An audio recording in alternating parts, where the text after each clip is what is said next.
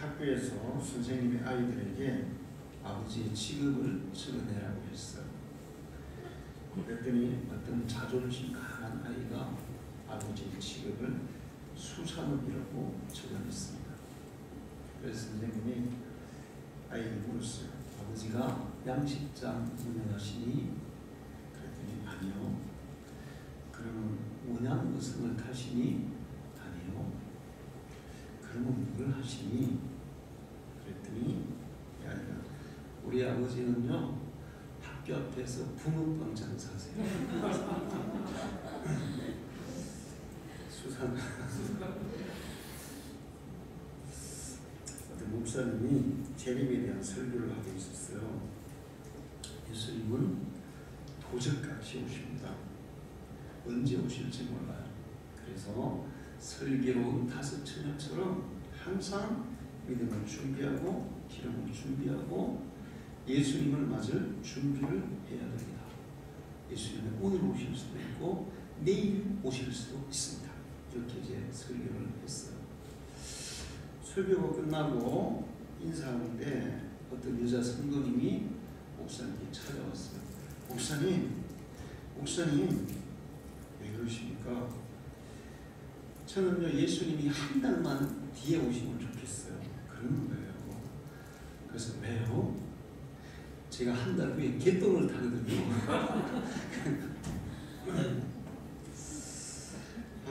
예수님께서 이 땅에 오셔서 우리의 구원을 다 이루시고 반드시 다시 오신다고 약속하셨어요. 성경에 보면 하나님의 수많은 약속이 있고 그 약속들은 하나님이 반드시 지키셨습니다. 그래서 예수님이 다시 오신다는 이 약속도 반드시 지키실 줄로 믿습니다. 사도행전 1장 11절에 갈릴리 사람들아 어찌하여 서서 하늘을 쳐다보느냐 너희 가운데 하늘로 올리신 이 예수는 하늘로 가심을 본 그대로 다시 오시리라. 마태복음 24장 44절에도 예수님께서 이러므로 너희도 준비하고 있으라. 생각지 않을 때에 인자가 오리라. 예수님이 다시 오신다고 말씀하십니다. 계시록 22장 10절에도 또 내게 말하되 이 두루마리의 예언을 임동하지 말라. 때가 가까우니라. 예수님이 오실 날이 아주 가까웠다는 것입니다. 하나님은 약속하신 것을 단 하나도 어기신 일이 없어요.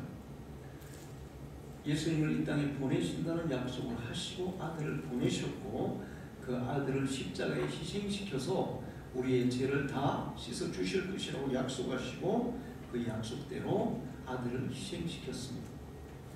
그리고 3일 만에 부활시킨다고 말씀하시고 부활시키셨어요. 그리고 하늘나라로 올라가시면서 반드시 다시 오신다고 약속하셨는데 이 약속도 반드시 이루어질 줄로 믿습니다.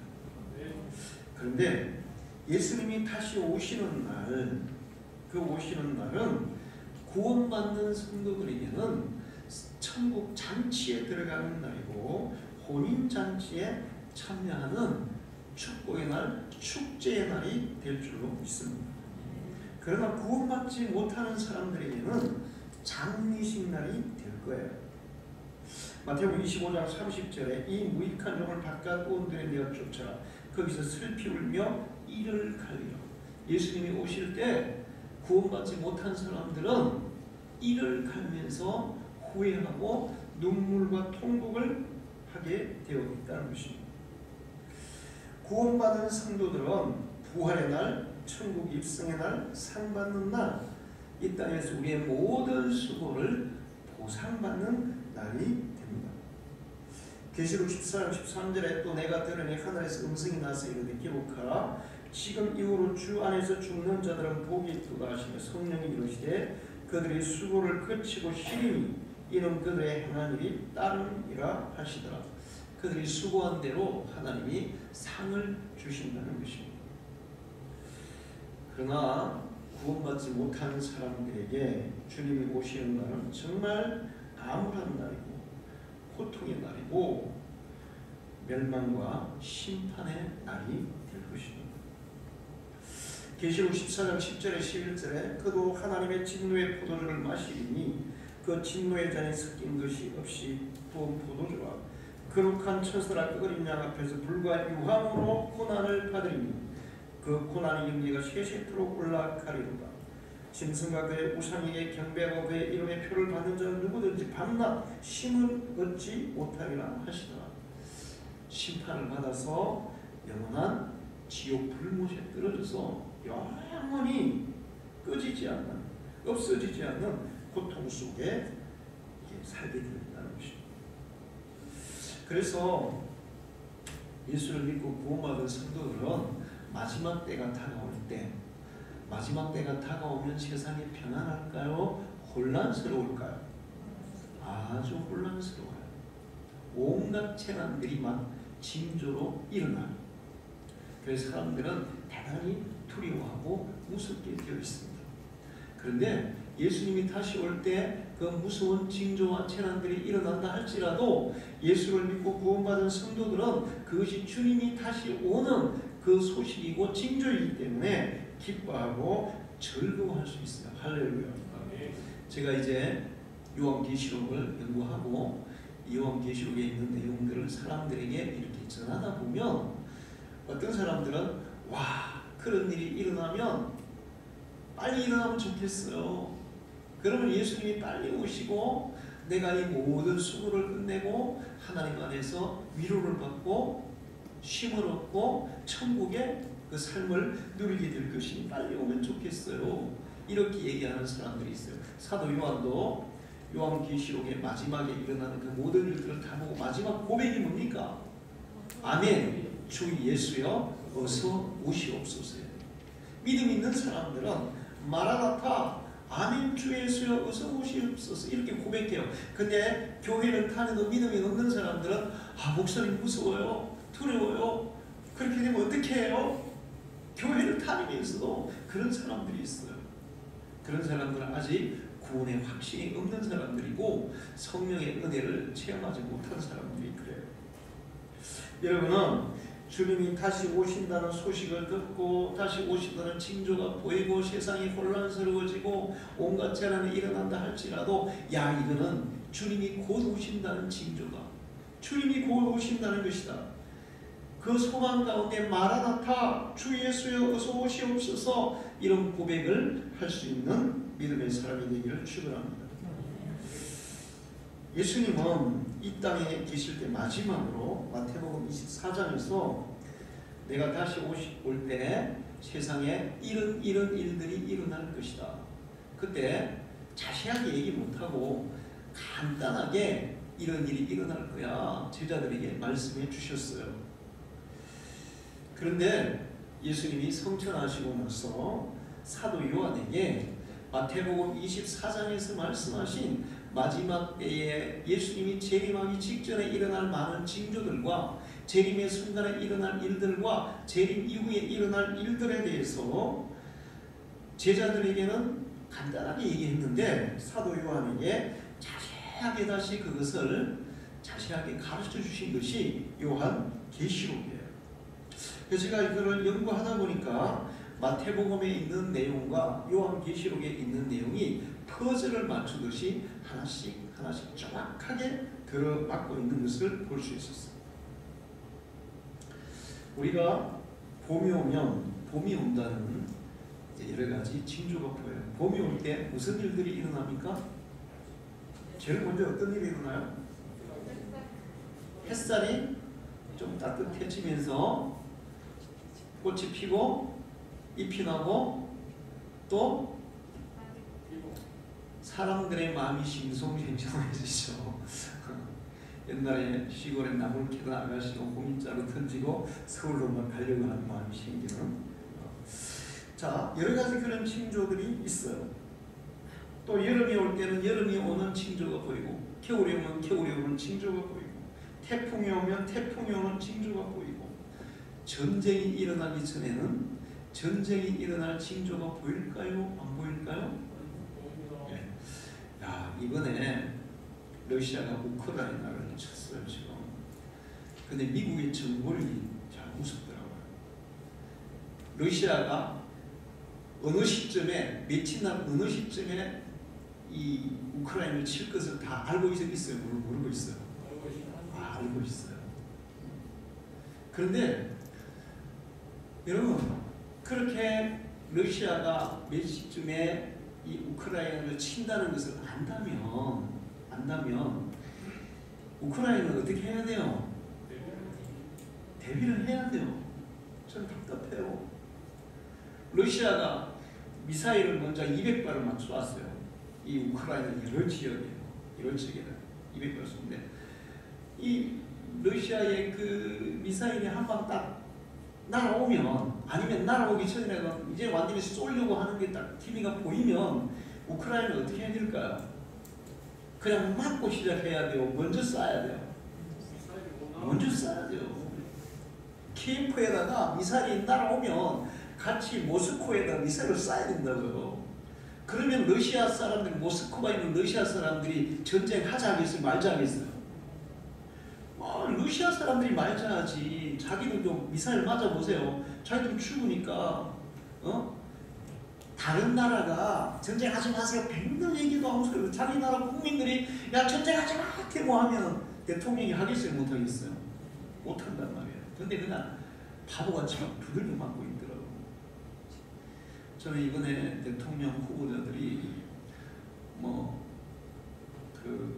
이 국방에 대해서 여러 가지 얘기하는데 제 생각은 그래요. 지금 북한은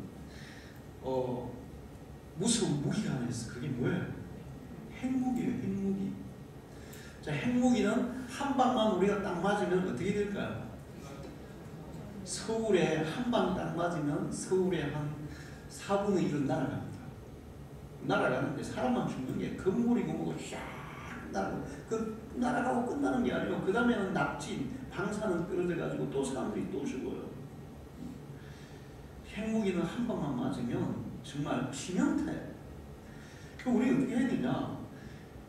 우리는 미리 모든 초감시 자산을 동원해 인공위성 동원하고 그 다음에 공중 조기 경보기 동원하고 이지스함 다 동원하고 그 다음에 지상에 있는 레이더, 사드 레이더 이런 거 다 동원해서 북한이 어느 지점에서 지금 이 미사일을 쏘려고 한다. 그게 딱 징조가 감지되면 맞고 쏴야 돼요. 맞기 전에 쏴야 돼요. 맞기 전에 쏴야 돼요. 한 방 맞으면 끝나는 거예요. 핵무기는. 맞기 전에 쏴서 그거를 바로 그냥 터뜨려버려야지. 날아오면 그리고 핵무기가 날아올 때 사드를 1차적으로 터뜨리고 2차적으로 패트리어트로 터뜨리고 이렇게 한다는데 그 맞추기가 보통 어려운 게 아니에요. 징조가 보이면 뭐 해야 됩니까? 대비를 해야 돼요. 대비를. 특히나 전쟁의 징조가 보이면 미리 대비를 해야 돼요. 임진이라는데 우리가 일본에 통신사를 보냈어요. 그때 노론, 소론, 동인, 서인 지금 우리 민주당과 국민의힘 싸우듯이 양쪽 막 당이 치열하게 싸웠어. 일본에 가보니까 일본은 지금 전쟁 준비를 열심히 하고 있는 거예요. 전쟁 준비를 한다는 것은 전쟁을 하겠다는 거예요? 안 하겠다는 거예요? 하겠다는 거지. 그래서 보고 왔어. 다 양쪽이 다 이거 전쟁 일으키려고 한다. 알았어요. 근데 와가지고 보고를 할 때 서로 당이 다르니까 한쪽에서는 전쟁 일으키려고 한다. 그랬더니 한쪽에서는 아니다. 안 일으키는다. 알면서도 아니라고 얘기했어요. 그러면 전쟁을 일으키려고 한다는 사람들이 올바르게 한 거예요? 아니라고 한 사람이 올바르게 한 거예요? 전쟁 일으킨다고 한 사람이 올바르게 한 거예요. 그런데 매국노들이 전쟁 안 일어납니다. 괜히 전쟁 일어난다면 국민들이 소란스러워지니까 그냥 덮읍시다. 이게 얼마나 바보 같은 짓이에요. 북한이 미사일 개발하고 핵무기 개발하는 거는 전쟁을 해보겠다는 거예요? 안 해보겠다는 거예요? 여러분, 우리가 북한을 먼저 쳐들어간 일이 있습니까? 있어요, 없어요? 쳐들어가는 일이 없어요. 우리나라가 다른 나라를 먼저 쳐들어가는 일이 없어요. 우리는 항상 방어만 했지 공격을 하지 않습니다.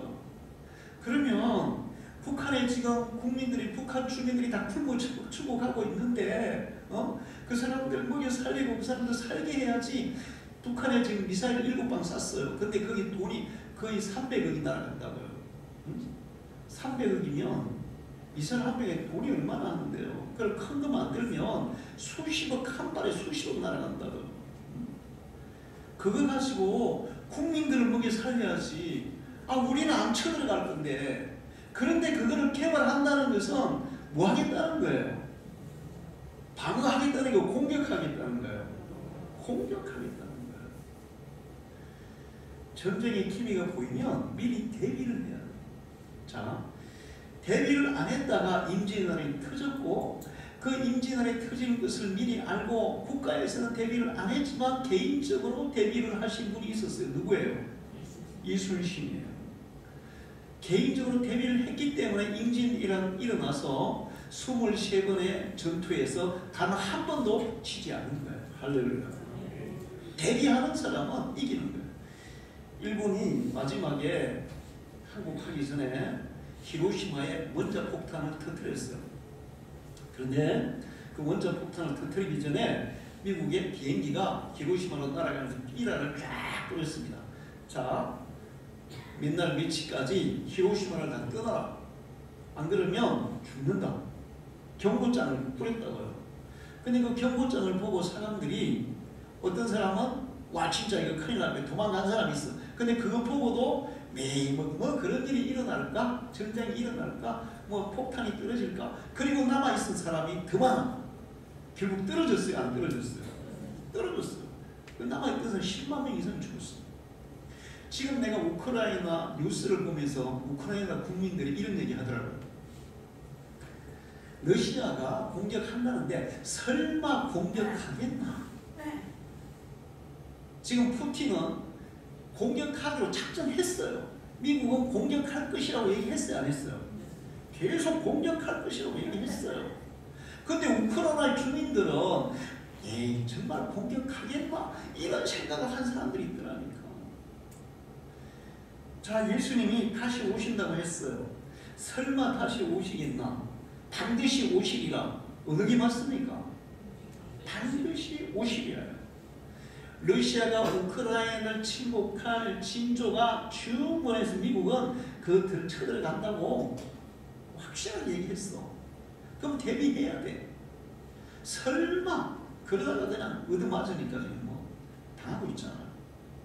예수님이 다시 오실 때 여러 가지 징조들을 말씀하셨어요. 전쟁이 일어날 징조가 있듯이 예수님이 다시 오실 징조들을 말씀하셨는데, 그런 것들이, 그런 사건들이 일어나면 예수님이 곧 오시니까 준비하고 있으라는 거예요. 할렐루야. 마태복음 24장과 계시록 6장에 예수님이 오실 때 징조를 말씀하시는데, 첫 번째 징조는 이단들의 활동이에요. 마지막 때가 되면 이단은 기독교가 시작하면서부터 생겼어요. 마지막 때가 되면 그 이단들의 활동이 굉장히 왕성할 것이다. 지금 전 세계적으로 이단들의 활동이 가장 왕성한 나라가 어느 나라일까요? 우리나라예요. 그 이유가 다 있죠. 우리나라가 왜 이단들이 많을까? 성경에 대한 깊은 이해를 못해서 그런 거예요. 자, 근데 우리는 코로나 되면서 그 우리나라의 그 아주 격렬하게 막 활동한 이단의 정체가 어떻게 됐어요? 다 드러났어요. 마지막 때가 되면, 예수님이 오실 때가 되면 이단들이 왕성하게 활동할 것이다. 그 다음에 마지막 때가 되면 전쟁이 엄청나게 빈번하게 일어날 것이다. 자, 1차 세계대전이 있었고 2차 세계대전이 있었어요. 마지막 때가 되어서 전 세계가 막 전쟁터에 빠진 겁니다. 자, 그리고 2차 세계대전이 끝나고 전쟁이 끝난 것 같았는데, 그 이후로도 큰 전쟁들이 있었어요. 대표적인 전쟁이 뭘까요? 2차 대전 이후에 가장 큰 전쟁이 뭘까요? 우리나라예요. 6.25예요. 북한과 우리만 싸웠어요? 전 세계가 몰려와서 싸웠어요? 세계가 몰려와서 싸웠어요. 3차 대전은 아니지만 전 세계가 몰려와가지고 우리나라에서 싸웠어요. 그리고 그 다음에 또 우리나라 전쟁 끝나니까 또 싸운 데가 있죠. 어디예요? 베트남이잖아요. 베트남에서 또 싸웠어요. 베트남도 자기들끼리 싸웠어요. 다른 나라들 끌어다가 싸웠어요. 우리나라도 5만 명 이상의 군인들이 가서 싸웠어요. 미국은 뭐 몇십만 명이 가서 싸웠어요. 그런데 지금도 전 세계적으로 보면 예수님이 마지막 때에 민족이 민족을 대항하여 싸우고 나라가 나라를 대항하여 싸울 것이다. 자, 우크라이나와 러시아는 민족 전쟁이에요, 나라 전쟁이에요. 나라 전쟁이에요. 나라와 나라가 싸우는 거예요. 그런데 민족과 민족이 싸우는 경우는 지금 아프리카의 많은 나라들이 민족 분쟁, 그 다음에 중동 지역의 많은 나라들이 민족 분쟁 싸우고 있어요. 계속 싸우고 있어요. 이스라엘과 팔레스타인이 막 싸우고 있고, 시리아가 싸우고 있고, 이라크 위쪽에 쿠르드족 이런 사람들이 계속 싸우고 있고, 아프리카의 뭐 리비아라든지. 그래서 전 세계 난민이 얼마나 많은지 모릅니다. 그렇게 막 민족끼리 싸우는 차에 지금 러시아가 우크라이나를 쳐들어가서 나라끼리 싸우는데, 이게 자칫하면 이제 두 나라 싸움으로 끝날까요? 어떻게 될까요? 확정이 될 가능성이 많아요. 그 사람들은 야 그럼 3차 세계대전 아니냐? 3차 세계대전 절대로 아닙니다. 이거는 3차 세계대전 절대 아니에요. 여러분 3차 세계대전 걱정 안 해요. 3차 세계대전은 예수님이 재림하시고 나서 온 거예요. 자, 그런데 러시아가 우크라이나에 딱 쳐들어가니까 지금 호시탐탐 우리도 러시아처럼 한번 해볼까? 노리는 나라가 있어요. 어디를? 대만을. 러시아는 남의 나라를 쳐들어가고 있잖아요. 중국은 대만을 나라로 취급 안 해. 자기 나라로 생각하는 거야. 그러니까 대만을 지금 공격하려고 하고 있어요. 그러면 이제 이게 전쟁이 거의 뭐 3차 대전 아니지만 3차 대전 수준으로 이게 전쟁이 막 벌어지고 있습니다. 이 마지막 때의 징조가 이런 전쟁이라는 거예요. 그 다음에 이제 세 번째가 뭐냐 하면 이런 지금 얘기한 것들이 세 번째는 이제 기근인데, 기근. 전 세계적으로 이 먹을 게 많이 부족해진다는 거예요. 근데 마지막 때가 되면 될수록 먹을 게 더 부족할까요? 안 부족할까요? 왜 부족할까요? 기후 변화로 인해서, 지구 환경 파괴로 인해서, 기후 변화로 인해서 먹을 게 점점 부족하게 돼서, 거기 브라질 아마존을 너무 개발해가지고 아마존이 지금 사막화되고 있다니까. 작년에 아마존에 사막에서 모래바람이 불어가지고 난리 났어요. 세계의 곡창지대가 사막화돼가지고 농사가 안 돼요. 지금 우크라이나도 곡창지대예요. 완전히. 전쟁하면 농사 되겠어요? 안 되겠어요? 기후변화, 전쟁 이런 걸로 인해서 곡물 생산이 적어지고, 그로 인해서 전 세계가 굶주림에 빠지게 되는데, 지금도 전 세계적으로 수억 명의 사람들이 굶주림에 고통받고 있고, 수천만 명의 사람들이 1년에 굶어 죽는단 말이에요. 자, 그런데 이제 예수님이 오시는 문이 딱 열리기 직전, 예수님이 오시니 문이 열리기 딱 직전, 그때는 이런 일들이 동시에 일어나는 거예요. 동시에. 자, 계시록 6장에 보면 네 번째 징조를 주님이 보여주실 때, 그 네 번째 징조가 뭐냐면 처처에 천년병이 있으리니. 왜? 천년병. 옛날에는 천년병이 한 나라, 한 지역에 있었어요. 근데 이제는 어때요? 코로나는 어떻게 됐어요? 전 세계로 퍼졌어요. 전 세계 사람들이 코로나로 고통받고 죽어가고 있어요. 천년병이 코로나. 근데 코로나만 이게 천년병 하나만 있는 게 아니라 그 다음에 천년병과 함께 전쟁이 같이 일어나고, 지금 코로나와 함께 뭐가 같이 일어나고 있습니까? 전쟁입니다. 그 다음에는 기근이 같이 일어나. 아마 내년쯤 되면 곡물 가격이 엄청나게 올라갈 거예요. 그래서 우리나라는 이 대통령 되실 분들이 신경을 많이 써야 되는데 다른 것보다도 농사에 대해서 신경을 써야 돼요. 우리가 먹는 것은 우리가 이 주식으로 먹는 게 뭡니까? 쌀이에요. 이것만큼은 수입 안 하고 우리 자체적으로 해결할 수 있는 그런 발판을 만들어 놔야 돼요. 곡물가 올라오세요. 다른 나라가 흉년 들면 우리한테 팔까요? 안 팔까요? 안 팝니다. 사고 싶어도 못 사요. 밀이고 콩이고 쌀이고 다 흉년 들어가 자기 먹기도 힘든데 팔겠어요? 안 팔아요. 그럼 우리는 우리 스스로 쌀만큼이라도 스스로 먹을 수 있는 준비를 해야 되는데 그런 데 대해서 전혀 대비책이 없어요. 그리고 마지막 한 가지는 뭐냐면 야생 동물들이 사람을 해친다는 거예요. 지금 환경 파괴가 심해지면서 야생 동물들이 점점 사람 쪽으로 이렇게 내려와서 사람들과 계속 싸우고 있죠. 우리나라 같은 경우에는 기껏 해봤자 뭐 야생동물 내려와서 사람 공격해도 누가 공격해요?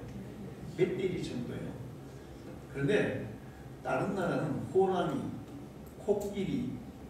코끼리가 사람을 밟아 죽이는 데도 지금 엄청나게 많아요. 사자, 이런 야생 동물들이 사람들을 공격한다는 거예요. 서식지가 파괴돼가지고 이제는 민가로 내려오는 거야. 먹을 게 없으니까 뭘 공격해야 돼요? 사람이 키우는 가축을 공격해야 되고 심지어는 사람도 잡아먹어야 되고 이런 네 가지 현상이 동시다발적으로 일어나면 예수님이 바로 문을 열기 직전이라는 거예요.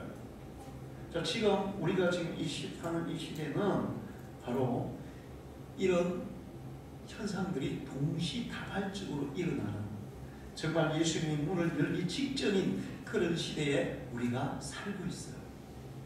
자, 이것은 믿는 사람에게는 정말 엄청난 축복이고 기회예요. 할렐루야. 왜 그런가 하면 예수님이 공중 재림하실 다시 오시는데 공중 재림하실 때 그 재림하시는 때에 살아있는 사람들은 죽음을 경험해요? 경험 안 해요? 안 죽어요. 할렐루야. 예수 믿고 죽었던 사람들은 예수님이 재림하실 때 부활해서 올라가고 살아있는 사람은 안 죽고 변화돼서 부활한 모습으로 변화돼서 구름 속으로 끌어올려서 공중에서 주님을 만나서 영원한 천국으로 바로 들어간단 말이에요. 할렐루야. 그러니까 우리가 지금 이 사는 시대에 이런 네 가지 징조가 동시다발적으로 일어나면 믿는 우리는 어떻게 해야 돼요? 와, 나 이제 안 죽고 바로 천국 가겠다. 할렐루야. 이 희망을 가져야 돼요. 할렐루야. 그러나 믿지 않는 사람에게는 이것은 정말 무서운 일입니다. 예수님이 믿는 사람들을 다 하늘나라로 싹 옮겨놓고 나서 노아의 홍수 때는 노아의 가족들을 어디다 옮겼어요? 방주로 다 옮겨놓고 믿는 사람들을 옮겨놓고 그 다음에 세상에 뭘 했어요? 물로 심판을 했어요. 그런데 예수님이 공중 재림하셔서 믿는 사람들을 다 끌어올려서 천국으로 옮겨놓고 나서는 세상이 이제 뭘 할까요? 7년 심판을 한단 말이에요. 7년 심판.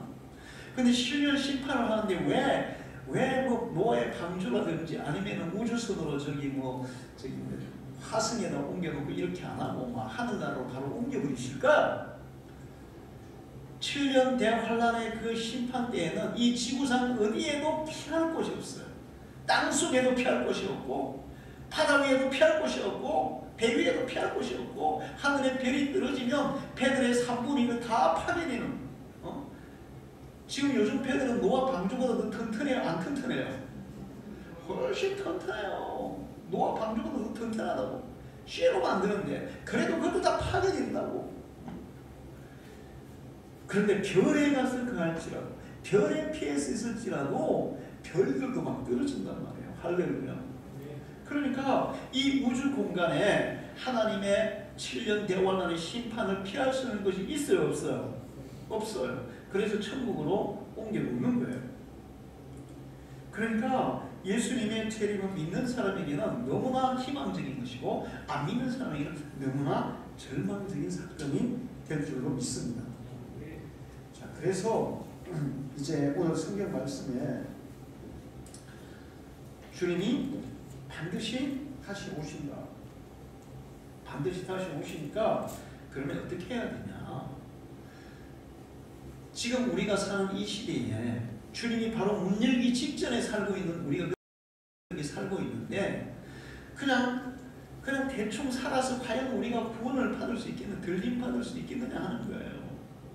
예수님은 마태복음 25장 13절에 그런즉 깨어 있으라.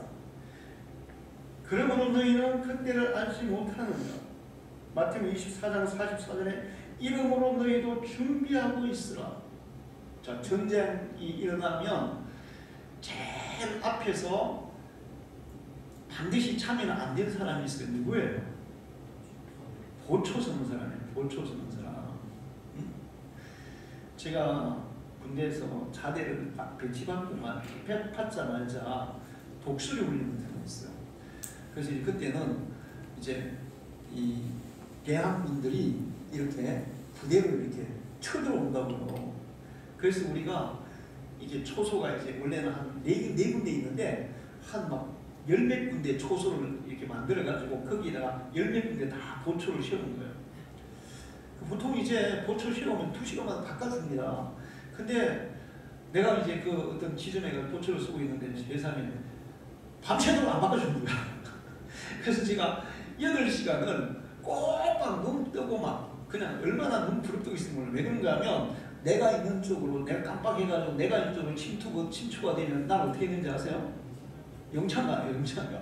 그 영창가 나니까 그때 막 이제 한 2등병이니까 분이 바짝 들어가지고 많이 들어도 못해가지고 그러고 너무 바짝 들어있었는데 다행히 우리 부대는 안 왔어요. 자, 깨어있는다는 것은 보초를 쓰듯이 그렇게 있는다는 거예요. 준비하고 있다는 것도 마찬가지. 준비하고 있다는 것도 신랑을 맞이하는 신부처럼 그렇게 준비하고 있다는 거예요. 이게 무슨 얘기냐 하면 우리의 믿음을 견고하게 하고 할렐루야. 여러분의 믿음을 견고하게 하고 성령의 은혜를 충만하게 받고 마지막 때에는 성령의 은혜를 받지 않으면 우리의 믿음이 순식간에 흐트러져요. 그 다음에 경건하게 하나님께 예배하고 할렐루야.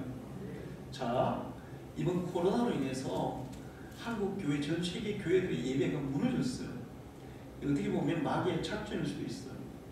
예배가 무너지면 우리의 신앙은 깨어있기가 어려워요.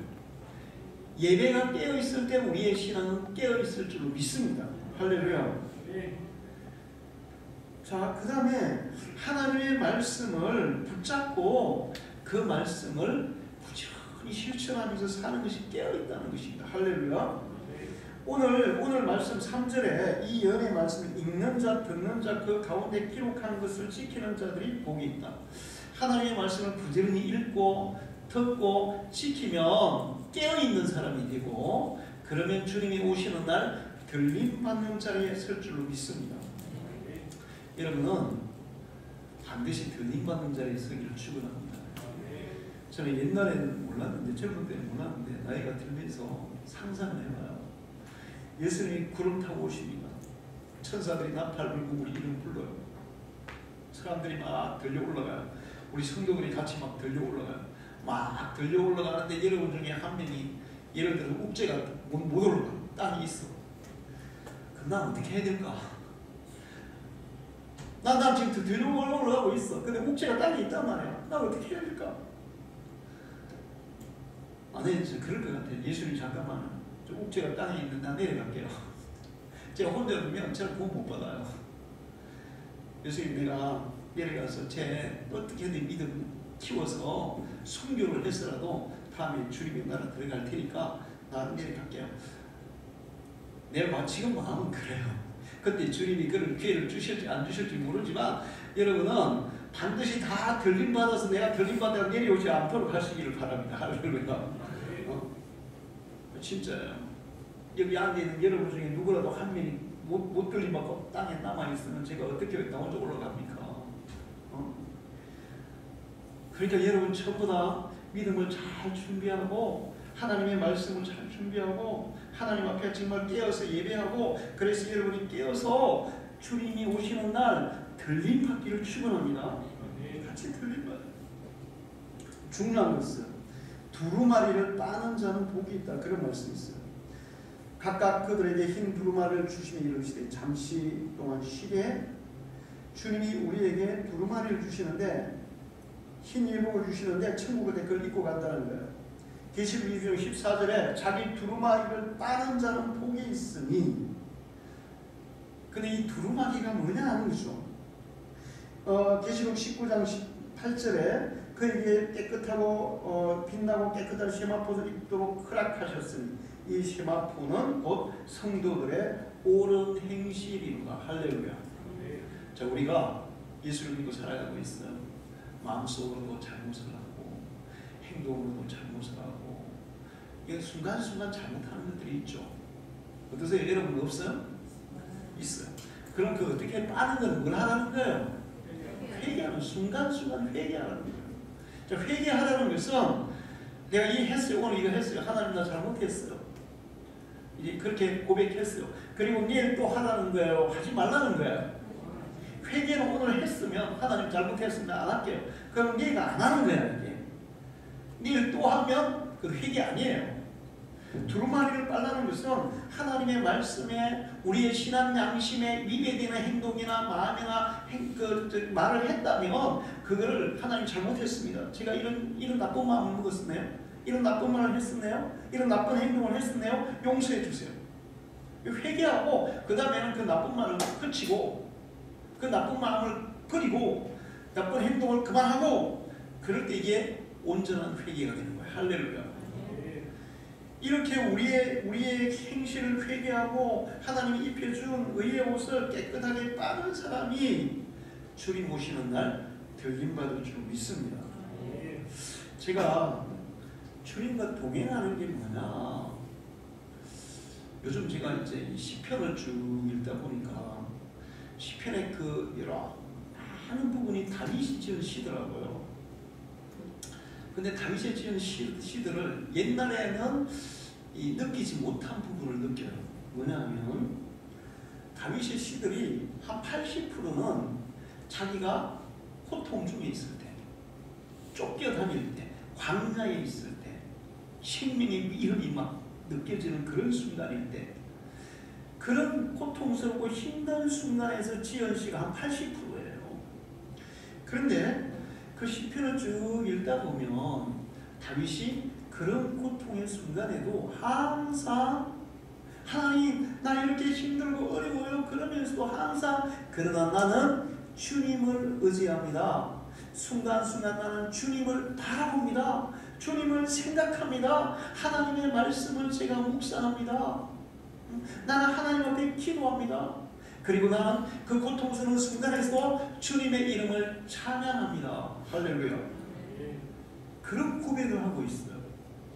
그러니까 오늘 새벽에 그 말씀 뭐냐면 내가 밤에도 주님을 생각하고 낮에 아침에 일어나면 주님의 말씀을 읊조리고, 그러면서 그냥 하루 종일 주님을 생각하고 주님의 말씀을 생각하고 주님을 바라보고 기도하고 의지하고 그런 생활을 하더라고요. 할렐루야. 여러분이 이 마지막 때에 그런 생활을 해야 될 줄 믿습니다. 여러분 예수 믿는 게 얼마나 이게 하나님이 우리에게 편리하게 해놓으셨냐면, 회교도들은 있잖아요. 기도할 때 어떻게 해야 됩니까? 일을 하다가 기도할 수 있어요, 없어요? 일 멈추고 우리 축구장 축구하잖아요. 회교도 아들은 축구하잖아요. 그러면 축구하다가도 다스리게 되면 나가 밖으로, 경기 중인데도 나가. 그리고는 막 이렇게 펴고 있어. 예수 믿는 사람은 축구하면서 기도할 수 있어요, 없어요? 축구하면서도 기도할 수 있고, 일하면서도 기도할 수 있고, 운전하면서도 기도할 수 있고, 심지어는 차면서도 꿈꾸면서도 기도할 수 있고. 할렐루야. 그래서 우리는 언제든지 하나님과 동행할 수 있는 거예요. 할렐루야. 일하면서도 동행할 수 있고, 심지어 잠자면서도 동행할 수 있고, 화장실 가서도 동행할 수 있고. 회교는 그게 안 돼. 절에 다니는 사람은 어떻게 해야 돼요? 절에 가서 이거 해야 되잖아. 이거 해야 되잖아. 절을 해야 되잖아. 절을 해야 되잖아. 아니면 목탁이라도 쳐야 되잖아. 우리는 아무 필요 없어. 그냥 마음속으로 주님을 생각하고 입으로 뭐 말씀만 드려도 되고 마음속으로만 말씀드려도 하나님이 다 들어요. 할렐루야. 이게 얼마나 은인지 몰라요. 그렇게 여러분이 주님과 동행하기를 축원합니다. 지금은 모든 징조들이 계속 느껴져. 계속 주님이 오시는 게 정말 임박했다. 정말 가까웠다. 그래서 내가 생각해봤어요. 우리 손주들이 태어났잖아요. 미나는 이제 둘 지났고 사무엘은 8월달에 둘인데 이제 막 예쁘게 막 자라고 있는데 예수님이 이제 예를 들어서 곧 오신다. 지금 막 예를 들어 올해 안에 오신다. 아니면 내년에 오신다. 그러면 걔들은 어떻게 될까? 자 이제 보세요. 얘들 난 기도가 얘들 잘 커가지고 정말 하나님의 일을 하는 주님을 위해서 헌신하는 그런 일꾼들이 되기를 기도하고 있어요. 근데 예수님 올해 오시거나 내년에 오시면 얘들이 기회가 있어요, 없어요? 기회가 없죠. 그러면 걔들에게 그런 세상에서 일할 수 있는 기회가 주어지는 것과 예수님이 오셔서 바로 변화돼서 천국에 들어가는 것과 어느 게 더 좋겠어요? 그렇죠. 할렐루야. 사람들은 그런 거 걱정해. 우리 애들이 장가도 안 가보고 뭐 천국 가면 천국 가면은 장가 가는 거보다 10,000배로 더 좋은데? 할렐루야. 천국 가면 세상에서 뭐 대통령 되는 것보다 뭐 10,000배로 더 좋은데? 할렐루야. 주님이 오실 날이 가까웠다는 것을 여러분 기억하시고 깨어있는 신앙생활 하시기를 축원합니다. 기도하겠습니다. 하나님 아버지 감사합니다. 오늘도 거룩한 성의를 허락해 주셔서 주의 이름을 부르시고 예배하게 하시는 귀한 말씀 주시니 감사합니다. 주님이 오실 징조가 모든 면에서 분명하게 보이고 있습니다. 주님이 오실 날이 임박했다는 것을 우리에게 보여주고 있습니다. 우리는 이런 징조가 나타날 때 깨어있고 준비하는 믿음의 사람들이 되게 해 주옵소서. 우크라이나가 러시아의 공격을 받을 것이라고 미국이 계속 경고하고 그렇게 사인을 보냈지만 설마 공격하겠느냐 그렇게 대비하지 않고 있다가 이제 공격을 받아서 얼마나 큰 어려움을 겪고 있는지 모릅니다. 하나님 아버지 징조가 보인다는 것은 주님의 약속이 이루어진다는 것입니다. 우리가 주님의 말씀대로 깨어있는 예비하고 있는 항상 주님과 동행하는 주님이 오시는 날 반드시 들림받는 믿음의 사람들이 되게 해 주시옵소서. 예수님의 이름으로 기도합니다.